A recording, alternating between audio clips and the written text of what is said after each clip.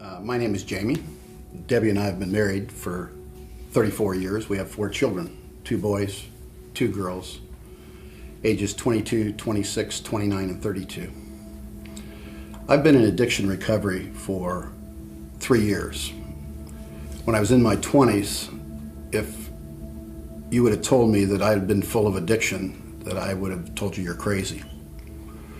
But somehow the need to provide for my family and my wife turned into work addiction and a huge need to be productive in everything I did.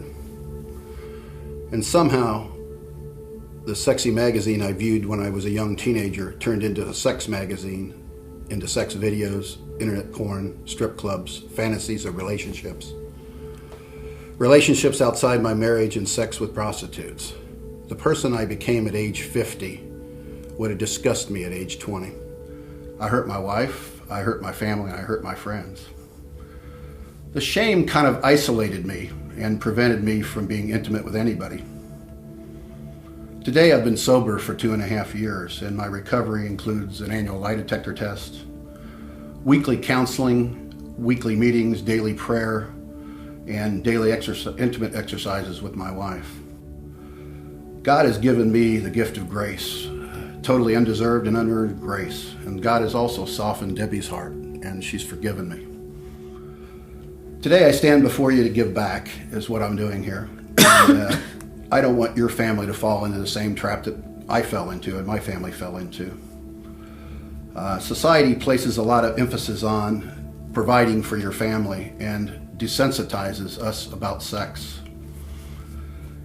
It almost never emphasizes the need for intimacy in relationship. And what I've found and what I've learned from this is my children, as young adults, it's never too late to teach them the importance of intimacy in relationship.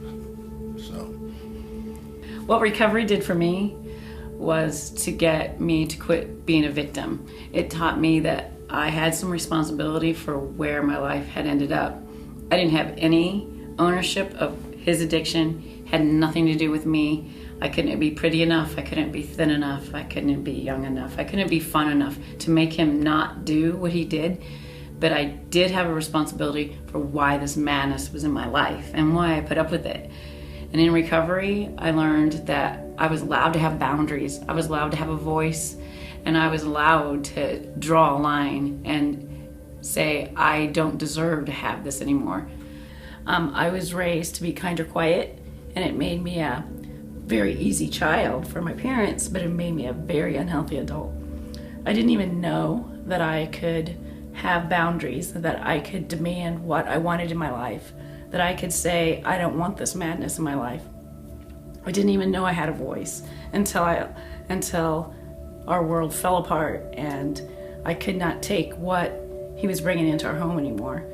And I was totally broken and had to learn a new way to live.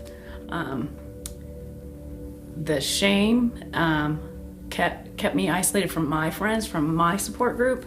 But as soon as I got into recovery, I found a support group that understood where I came from, understood why I had gotten into this mess, and helped me learn why I had gotten into this mess. I'm a daughter of an alcoholic, so addiction was comfortable for me until it was way uncomfortable. We've learned to break the cycle of keeping secrets in our family. We've learned to break the cycle of going along to get along. We've learned to break the cycle of sweeping things under the rug. And sometimes it's messier. And we've learned to talk. We talk about our feelings with our children. We talk about feelings with each other. We talk about feelings with our friends. We have just different relationships now. They're more emotionally intimate. And we have learned to live life real.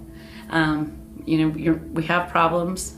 We're honest about our problems, and we really don't care that they're out there in front of everyone. They're not under the rug anymore. So the legacy that we're leaving for our kids is one of honesty. It's one of integrity. It's one of no more secrets.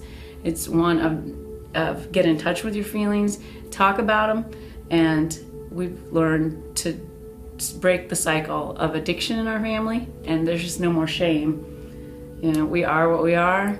Our story is our story, and in a strange way, the addiction was a gift to us. It broke us down enough and allowed God to change us enough to get real and to be better for it. So in a strange way, it was very much a gift, and God did a magnificent work in us, and we're totally different people today, and the legacy that we're going to leave is so much better than carrying on the illnesses that our families had given to us.